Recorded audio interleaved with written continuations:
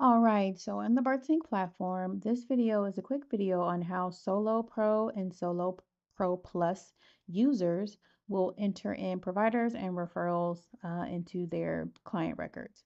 So we have Debbie McPregnancy here. We are going to open up her intake form.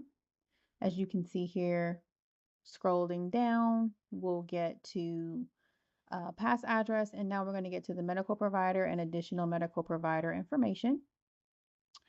We have Dr. McBaby already entered, but perhaps she changed providers. So let's go ahead and search for a new provider. So what happens is in our agency and enterprise plans, there is a advanced table that you can manage your providers in your hospital locations and all of that. Solo Pro and Solo Pro Plus members will be able to keep their providers inside of the search boxes in the fields that they're managing. So there won't be a full table, but there will be memory for your providers and for your referrals. So how you set that up, Dr. McBaby may be the old provider. So we're going to add a new one. We'll type in the new search. If this provider does not live here, doesn't have a provider record already, we'll click add as a new provider, and we'll click the entire name, and maybe she's a midwife, and there's the role. You can click and select from any role here that we have. Add provider, and now the name changes. Is Dr. McBaby still a provider? Let's see. We'll type in DR, and anything with an R will come up. Our Dr. McBaby is still there. Heather Robinson is the new selection. We're going to leave that. If you need to enter in phone numbers or practice names, any of that, the provider type will also change. And primary healthcare providers sometimes work in tandem, especially with midwives. They may be a nurse practitioner, it may be a family practice physician, but you can also use the same table to find the provider. So we have our providers here.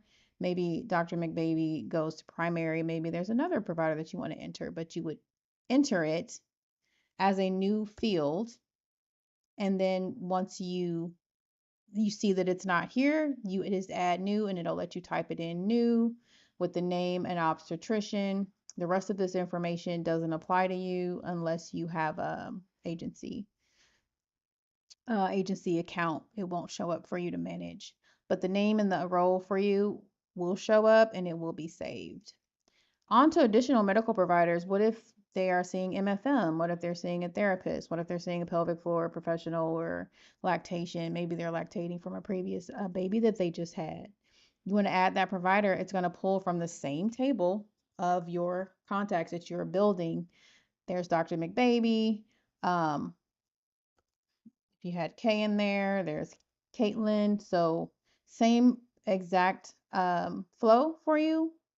You would just go ahead and type it in.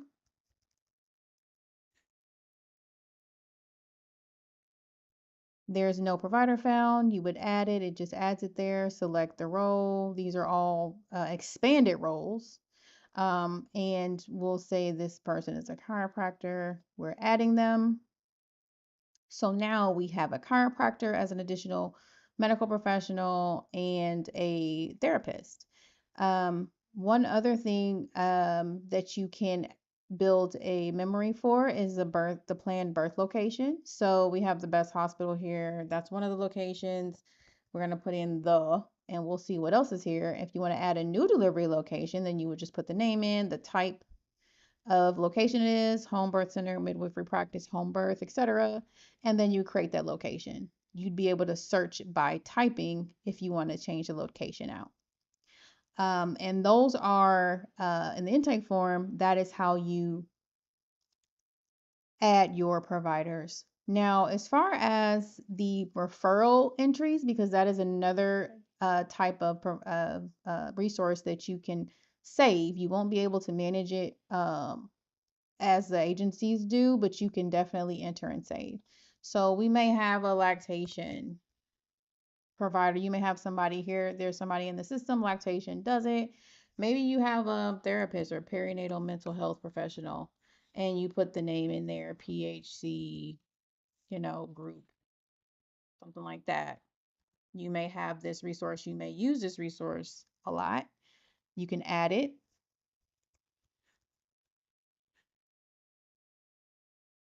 and it would be under mental health. If you have a contact person, you can add that contact person information, name here, phone, email, add as a resource. We'll say Mary K. And if there's a phone number, if there's an email, we'll give her an email. phc.group and add resource. So now you have this referral here. You've got a category, you've got the name, email address, a phone number you can enter, and this can be changed at any time. The reason for your referral, when you're going to plan to reach out to this individual or this organization, and then the status overall, because your client's going to get notified through their client portal once it goes to be in progress. Um, if it's planned, it doesn't go out to them, but you'll need to have a date that you plan on reaching out. It could be that same day, it could be the next day, it could be the end of the week. You just pick a date and you save the referral. Oh, we need to say what it's for, and then we can save it. And it asks you if you want to create a task for your referral. You can choose to do that. It'll pull up a task box for you. If you don't need to do that, you can skip it. So now we have in our referral box a lactation plan, a mental health referral plan.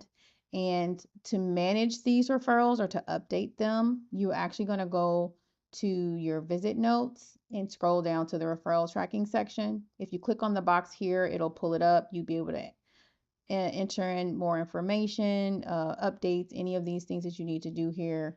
That's one good way of tracking it. And that goes for any of this. As you see as well, once you enter in emails, you will be able to click on these emails and using your system email. So if you have Gmail or Outlook and with your computer, your personal laptop or whatever device you're on, it's going to pull that email up for you to send an email out to that individual. So that's just something to keep in mind as well if you choose to do it that way. And then referrals can also be exported. So that is how you manage your referrals as a solo Pro Plus user or solo Pro member user as well. And then again, we've already covered how you enter in your providers. So hopefully this was helpful. Thank you.